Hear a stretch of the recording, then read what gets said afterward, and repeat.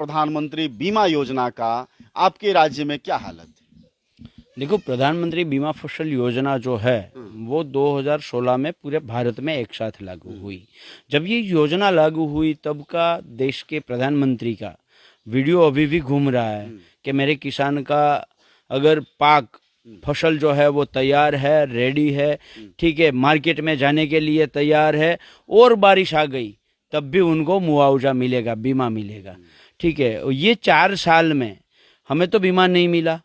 ठीक है, हमारे जो प्रीमियम का रेट है वो आप सुनकर हैरान हो जाएंगे। जिस तरह से मूंगफली का रेट है वो 49% प्रीमियम, अगर मैं 100 रुपये का बीमा लेता हूं तो 49 रुपीज़ बीमा कंपनी को प्रीमियम के तौर पर गवर्नमेंट मिलकर, केंद्र सरकार और राज्य सरकार मिलकर देती थी। हमें 2% देना था 49 में से, पर बाकी का जो 47% रहता है उनमें से आधा स्टेट गवर्नमेंट और आधा केंद्र सरकार देती थी।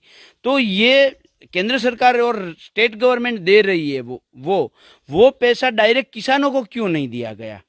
अगर 49% जब आपको कंपनी को देना है तब डायरेक्ट किसानों को दे दिया तो हमें बीमा की जरूरत ही नहीं रहती। एक बात समझते हैं कि आपका ये कहना है कि सरकार ने आपसे लिया 2 रुपया, अपना दिया 47 रुपया जी। तो जाहिर तौर पर 47 रुपया भी आप ही का है।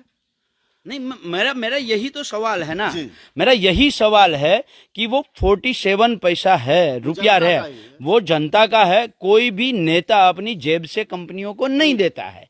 ठीक है, जब आपको 47 मतलब टोटल मिलाकर हमारा और दोनों गवर्नमेंट का मिलाकर 49% हम जब प्रीमियम दे रहे हैं, ठीक है, तो वो प्रीमियम देने की जरूरत क्या थी? हर साल हमें दे दे कि आपको आप जितना भी बीमा का चार्ज कर रहे हो, दे रहे हो बीमा, मान लो कि मैं प्रति हेक्टर 70,000 बीमा का लिए मैं प्रीमियम भर रहा हूँ 2% के हिसाब से, तो मुझे हर साल 35,000 रुपया जो बीमा कंपनी को गवर्नमेंट देती है वो मुझे दे दे, तो बीमा की जरूरत नहीं। पर उसके बावजूद पूरे देश में नहीं, विश्व में ऐसा प्रीमियम का दर कहीं पर आपने नहीं देखा होगा।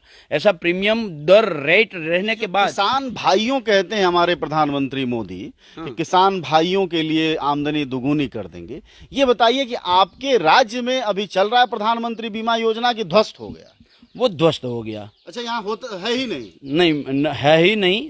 20 अगस्त 2020 के दिन हमारे स्टेट के जो मुख्यमंत्री थे उसने वो ध्वस्त कर दिया, और उसके पीछे का रीजन पे ही मैं आ रहा था कि हम 50% मिलकर जब रेट के दे रहे हैं उनको, उसके बावजूद भी 4 साल में हमें बीमा मिला कितना?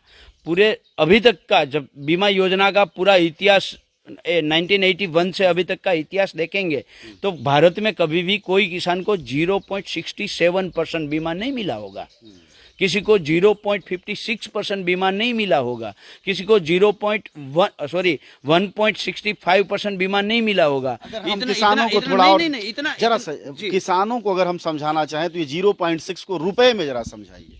अगर मैं 70,000 का बीमा ले रहा हूं तो मुझे 55 रुपया बीमा मिल रहा है प्रति हेक्टर। ये समझना बहुत जरूरी है, इसीलिए मैंने पूछा। ठीक है, तो ये अगर 55 रुपया मिल रहा है, 44 रुपीज मिल रहा है, 165 रुपया मिल रहा है, तो उसका मैं क्या करूं? 70,000 के बदले 70,000 के बदले, और उसमें भी 35,000 तो हम प्रीमियम दे रहे हैं जनाब।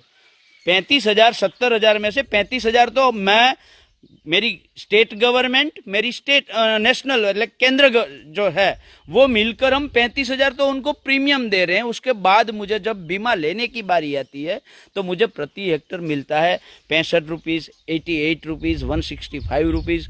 तो बाद में हमने जब गुजरात में अकाल की स्थिति थी तो हमने उसको खंगाला कि ऐसा क्यों हो रहा है।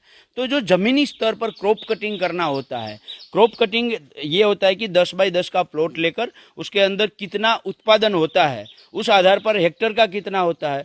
अगर हेक्टर में मान लो कि प्रति क्विंटल, प्रति बीघा या तो प्रति एकड़, प्रति हेक्टर आप किसी में भी नापे, तो अगर प्रति हेक्टर मान लो कि 5 क्विंटल एवरेज 5 साल का है और इस साल 1 ही क्विंटल हुआ, तो इसका मतलब ये हुआ कि 80% हमारा जो क्रॉप है वो फेल है।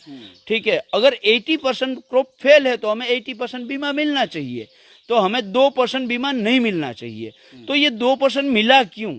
तो उसके पीछे जब ये क्रॉप कटिंग से कागजात से शुरुआत की तो पता चला कि यहाँ पर तो 80% ही नुकसान दिखाया है, पर गांधीनगर से जब स्टेट गवर्नमेंट ने बीमा कंपनी को ये जब सबमिट किया तब वो 80% की जगह नुकसान था, उसकी जगह 98%, मतलब एवरेज जो है वो 98% पाक सही है, 2% का नुकसान है, इसीलिए हमें 2% का बीमा मिला।